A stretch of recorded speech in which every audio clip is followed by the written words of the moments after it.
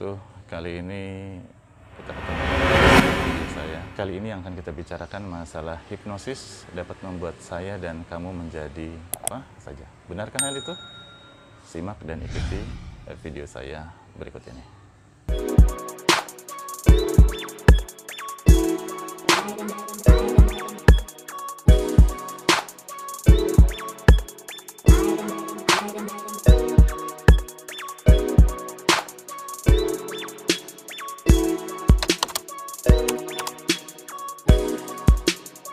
Hipnosis membuat saya dan kamu menjadi apa saja seperti yang kamu inginkan. Benarkah hal itu? Pandangan di masyarakat di luar sana dengan hipnosis, mereka melihat seperti yang ditunjukkan seperti di televisi. Bahwa dengan hipnosis, hanya dengan sekali jentik atau dengan hanya dibilang dengan kalimat tidur, kamu tertidur, kemudian diisi sugesti, kemudian kamu bangun dan kamu berubah. Seperti yang kamu inginkan atau seperti yang tukang hipnosis mauin kamu menjadi apa. Benarkah hal itu? Inilah yang membuat hal yang sulit ya bagi saya sebenarnya dan beberapa orang yang memang sadar akan hal ini, sehingga ada banyak orang datang kepada hipnoterapis. Mereka berharap seperti hal yang di TV tersebut. Jadi misal ada seorang laki-laki perokok berat dan pasangannya, istrinya atau orang tuanya yang menginginkan orang tersebut berhenti merokok. Nah, mereka datang ke tukang hipnosis itu sebenarnya menginginkan agar dengan hipnosis seperti yang saya bilang tadi, dijentikkan atau dibilang tidur dan tertidur, bangun, akhirnya mereka tidak dapat merokok lagi. Begitu simpel. Mereka maunya sesimpel itu untuk mengubah perilaku. Contoh yang lain, ada ibu-ibu atau anak gadis muda yang berbadan gendut atau merasa gemuk atau berbadan besar, dan dia ingin menguruskan berat badan tanpa usaha yang terlalu berat. Lalu mereka datang kepada tukang hipnosis lagi untuk dapat dihipnosis agar mereka dapat pada saat setelah tidur diberi sugesti, bangun, akhirnya mereka mengalami proses tidak dapat makan makanan yang mereka suka atau mereka tidak dapat makan banyak lagi seperti kebiasaan mereka. Mereka berhenti menyemil sama sekali dengan hipnosis tersebut, sehingga bahkan ada pula yang berharap dengan hipnosis berat badannya turun secara otomatis perlahan-perlahan dengan dia dapat mampu makan apa saja. Ya. Ada juga yang datang, contohnya ke tempat saya adalah orang yang kecanduan narkoba. Ya. Ini biasanya dibawa oleh orang tua juga, atau saudaranya, atau istri atau pasangannya, yaitu suaminya, ya, yang berharap dengan dihipnosis, ditidurkan, sugesti, bangun, berubah. Tidak suka lagi terhadap narkoba dan tidak mau lagi menggunakan narkoba. Contoh yang lain, orang-orang yang pos menggunakan narkoba, di mana mereka merasakan kepanikan yang begitu luar biasa dengan kehidupannya. Merasa kecemasan yang begitu luar biasa dan tak mampu melakukan apapun dalam kehidupannya. Mereka datang ke tukang hipnosis, dengan dihipnosis, mereka tertidur, sugesti, bangun, maka hidupnya berubah. Menjadi orang-orang yang handal, menjadi orang-orang hebat dan kembali normal seperti sedia kala, seperti dia sebelum otaknya rusak karena pengaruh narkoba. Ada juga seorang anak yang datang atau pelajar yang dibawa oleh orang tua atau temannya ke tukang hipnosis dan meminta untuk dihipnosis untuk menjadi anak yang pintar, pelajar yang hebat, dapat mengalahkan orang-orang yang lain. Ini ada pada video saya yang terdahulu 10 tahun yang lalu, dan di sana banyak sanggahan negatif yang saya lihat, tapi saya memahami orang-orang yang menyanggah negatif bahwa hipnosis dapat membuat orang langsung cerdas. Itu orang-orang yang tidak memahami bagaimana kerja hipnosis itu sebenarnya. Jadi mereka berharap dengan tidur, sugesti, bangun, maka kenakalan remaja tidak ada. Ngelem tidak ada. Amarah tidak ada. Keras kepala tidak ada. Belajar menjadi rajin. Kemudian mampu melakukan segala sesuatunya. Begitu mudahnya hal tersebut ya, kalau amatin, kalau kita perhatikan dari kasus-kasus tayangan di televisi, dengan hipnosis dapat mengubah skalanya dengan begitu ringkasnya. Ya. Saya mengatakan kalau dengan hal tersebut begitu mudah untuk dibuat, maka buat apa ada sekolah? Maka buat apa ada toko buku? Buat apa ada penulis? Buat apa ada seminar? Buat apa ada workshop? Buat apa ada training? Buat apa juga ada training hipnosis itu sendiri? Karena tidak diperlukan training hipnosis dalam jangka waktu yang begitu panjang, misalnya 1 hari. Contoh misalnya hypno selling, hypno slimming, dan hypno lainnya. Dan seorang dokter yang ahli hipnosis pun tidak memerlukan anestesi lagi. Cukup dengan hipnosis, tidur, dia tidak merasakan apa-apa, langsung dilakukan pembedahan dan lain sebagainya. Ya, itukah yang ada di dalam bayangan kita? Nah, disinilah yang menjadi sebuah hal yang kontroversial. Di masyarakat tidak memahami kondisi sebenarnya hipnosis itu seperti apa. Yang ada di dalam pikiran mereka, yang ada di benak mereka, di hipnosis tidur, sugesti, bangun dan berubah. Begitu cepat kan? Padahal kalau Anda memahami pada saat Anda datang ke para tukang hipnosis, hipnoterapi ini, pada saat Anda mengungkapkan masalah Anda, biasanya mereka menilai ya, beratnya masalah Anda. Pada saat mereka menilai beratnya masalah Anda, ya, misal saja hypnoslimming, ya, mereka meminta pertemuan paling tidak minimal 5 kali hingga 10 kali. Dengan biaya pertemuan, sekali pertemuan, ada yang masih tidak pede, 75.000 hingga 250.000, ada yang over pede, 2,5 juta, bahkan ada yang sampai 5 juta, bahkan ada yang meminta sampai 25 juta sekali pertemuan. Anda bayangkan 5 kali pertemuan hingga 10 kali pertemuan, berapa duit yang harus Anda keluarkan. Padahal bayangan Anda datang ke hipnoterapis adalah ditidurkan, sugesti, dan Anda berubah. Seperti itu. Jadi tidak diperlukan waktu yang begitu lama, harus berapa kali pertemuan. Bahkan untuk mensugesti hipnosis, untuk membuat tidur saja Anda lihat di TV, cepat sekali mereka melakukan hal tersebut, dan begitu disugesti bangun mereka sudah berubah. Ya paling lama anggap saja waktunya 5 menit. Ya. 5 menit ngapain perlu pertemuan sampai sugesti Anda dibuat tidur, bahkan disugesti berkali-kali, ya, dimasukkan kata-kata tertentu ke dalam pikiran Anda untuk Anda berubah, minimal paling tidak setengah jam bahkan sampai 1 jam, dan itu pun tidak dapat hanya 1 kali pertemuan, hingga berkali-kali 5 hingga 10 kali. Sekarang coba Anda berpikir, begitukah hipnosis seperti yang di TV itu?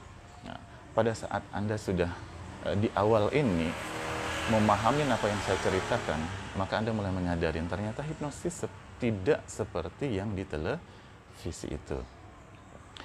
Kalau yang di televisi itu hebat, kita tahu ada banyak acara sebelumnya di televisi tentang hipnosis, saya yakin mereka akan berhenti di TV tersebut tapi menjadi terapis-terapis handal. Mereka akan membuka praktek yang begitu luar biasa atas kemampuan mereka. Buat apa mereka kerja ikut orang lain? Buat apa mereka ikut kerja di TV, di mana TV sudah membuat mereka terkenal, kemudian mereka membuka praktek mereka sendiri, pastilah rame, pastilah datang. Tidak perlu lagi adanya pusat rehabilitasi yang dibuka oleh BNN untuk orang yang kecanduan narkoba, agar mereka berubah. Cukup datang kepada mereka dengan disugesti dan berubah. Biaya, kalau memang itu benar, saya yakin 10 juta, 20 juta, 30 juta pun pasti berani dibayar oleh klien. Kalau memang itu benar. Tapi pada faktanya mereka tetap bekerja. Bahkan yang kita perhatikan, ada acara televisi tentang hipnosis yang akhirnya berganti dengan acara lain yang dia bawakan. Kemudian ada ahli yang begitu luar biasa, fenomenalnya di Indonesia, dengan pakaian hitamnya, dengan penutup rambutnya, pun dia tidak membuka klinik hipnosis. Kalaupun dia membuka, ada klinik hipnosis, tidak begitu terkenal dan tidak begitu terdengar gaungan namanya dia.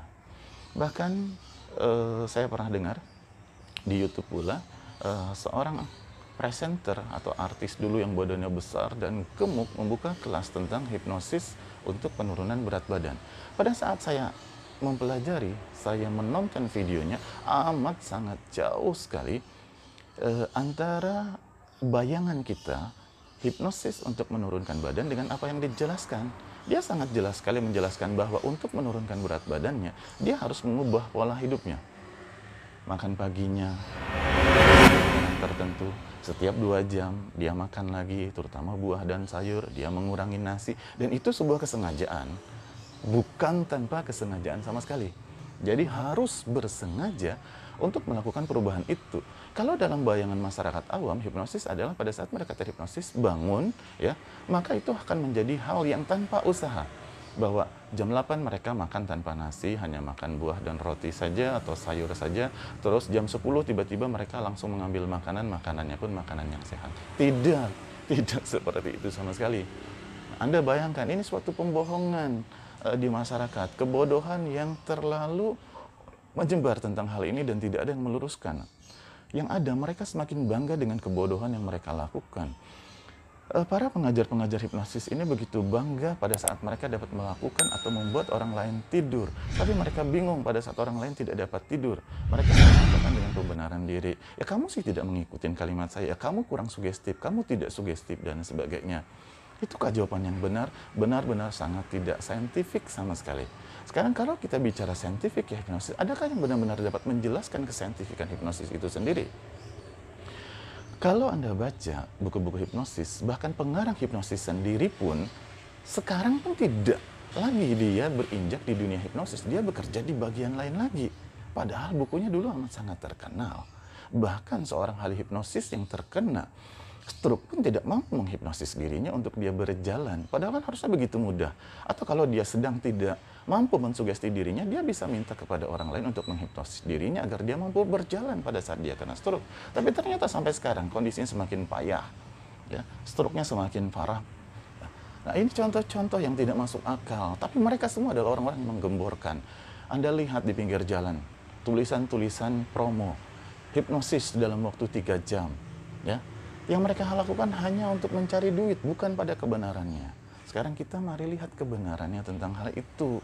Mereka sendiri tidak tahu kebenaran yang pastinya seperti apa. Pada saat Anda baca, seperti saya katakan tadi, tentang buku-buku hipnosis, tidak ada penjelasan saintifik yang benar-benar saintifik secara mendetail tentang hipnosis itu sendiri. Tulisan-tulisan yang ada, bahkan kursus yang 50 juta, bahkan 25 hingga 50 juta itu pun, yang mengatakan mereka scientific hipnosis pun menurut saya itu tidak saintifik, amat sangat jauh sekali dengan kesaintifikan. Ya. Ada banyak orang akhirnya yang terbohongi dengan hal ini. Di mana saya tahu tidak saintifik, ya Anda baca saja. Tulisan mereka sepertinya saintifik, tapi pada saat kita baca itu sangat tidak saintifik. Buku-buku hipnosis itu sebenarnya buku yang dicomot atau yang diturunkan atau dikopi saja dari buku-buku yang lain di mana isinya sebenarnya sama. Di mana kesaintifikannya seperti saintifik, tapi benar-benar tidak saintifik. Misal tentang gelombang otak. Apa hubungannya gelombang otak dengan penurunan kesadaran? Nah, gelombang otak sendiri, kalau penurunannya secara keseluruhan, maka orang menjadi tidak sadar. Gelombang otak sendiri, bila direkam di seluruh otak, maka terjadi perbedaan pada bagian-bagian tertentu. Misal dia tidak melakukan proses berpikir, maka pada bagian titik tertentu, gelombang itu sangat menurun. Tapi bagian lain, pada saat dia mengimajinasikan pikirannya, maka gelombang otak di bagian otak lain tinggi. Jadi tidak bisa secara general dikatakan bahwa gelombang otak diturunkan dengan kondisi hipnosis. Dan bila gelombang otak diturunkan secara hipnosis, mengapa pula? Atau pada saat gelombang otak diturunkan, benarkah orang tersebut benar-benar tidur? Saya melihat kadang-kadang ada hal yang bodoh dari para klien-klien hipnosis. Begitu dibilang tarik nafas pelan, Anda tertidur, masuk ke dalam alam bawah sadar Anda lebih dalam dan Anda tertidur. Benarkah Anda itu tidur? Sebenarnya Anda itu tidak tidur, tapi Anda mau saja berpura-pura untuk tidur. Jadi Anda turut membesarkan kebohongan yang dilakukan oleh mereka. Kenapa saya bilang Anda tidak tidur? Ya jelas Anda mendengar. Anda mendengar apa yang dikatakan oleh mereka. Anda bayangkan pada saat Anda tidur, apakah Anda mendengar orang yang ngomong-ngomong di telinga Anda? Pada saat Anda mendengar, pada saat Anda tidur dan Anda mendengar apa yang ada orang lain yang ngomong di telinga Anda, maka akan terbangun. Ini sudah tidak saintifik. Ketidaksaintifikan lainnya apa lagi? Pada saat Anda tertidur, dimasukkan sugesti. How atau bagaimana sugesti tersebut dapat membuat Anda berubah? Tidak ada penelitian secara pasti dan yang dapat menjelaskan. Mereka hanya mengatakan, kalau Anda masuk ke dalam kondisi hipnosis, tanda tanya. Apa sih kondisi hipnosis itu? Maka Anda pasti dapat berubah. Anda tidak dapat berubah, tidak masuk ke dalam kondisi hipnosis itu. Ini pembenaran diri, bukan sebuah kebenaran. Ya, sehingga mari kita lihat ada berapa banyak orang yang dapat berubah dengan kondisi hipnosis. Ya, ternyata ada hampir boleh dibilang 100%, nah tidak ada perubahan. Perubahan itu terjadi bukan karena hipnosis, tapi karena Anda mau melakukan perubahan tersebut secara sadar. Dan ini adalah kunci untuk sebuah perubahan. Perubahan itu menyadari bahwa saya harus berubah, dan itu pun sebenarnya tidak perlu dengan hipnosis yang dibilang tidur tadi. Jadi stoplah kita berbodoh-bodoh mengenai kondisi hal ini. Nanti saya akan jelaskan perlahan secara saintifiknya bagaimana kondisi hipnosis itu agar kita memahamin dan juga tidak ada lagi proses berpikir bahwa hipnosis itu menggunakan tenaga astral atau makhluk-makhluk astral atau jin ya untuk mempengaruhi kita. Itu tidak ada sama sekali. Murni adalah teknik komunikasi saja. Pada intinya, pada saat kita berkomunikasi dan kita mengatakan, oh iya saya mau berubah, oh iya saya mau berubah, maka kemungkinan, kalimat saya dengarkan, maka kemungkinan besar Anda akan berubah. Pastikah Anda berubah? Juga tidak. Ya. Karena kita harus memegang lagi prinsip ilmu neuroscience tentang memori sendiri. Tidak begitu mudahnya hanya dengan sugesti, terus menjadi long term memory yang akan mengubah perilaku dan habit Anda. Tidak. Jadi benarkah bahwa hipnosis tersebut dapat langsung mengubah hidup saya dan hidup Anda dengan dikatakan tidur, masukin sugesti dan terus Anda berubah? Sekali lagi, tidak. Tidak seperti itu.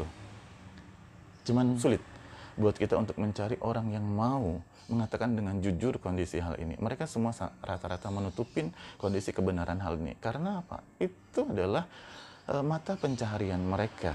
Dan mereka akhirnya melakukan pencaharian mereka dengan kebohongan.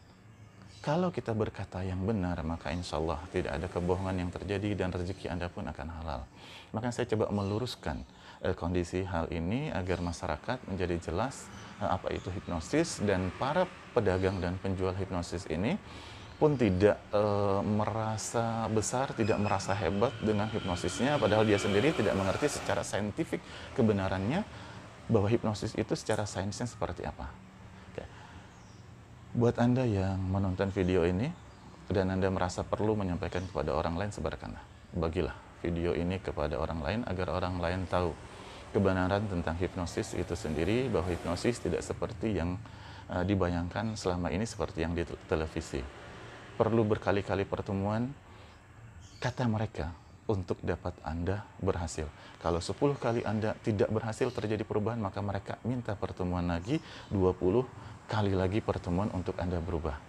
Sadarin, itu bukan sebuah kebenaran, tapi sebuah pembenaran diri. Dan hipnosis bukan seperti yang Anda bayangkan, seperti yang Anda pikirkan.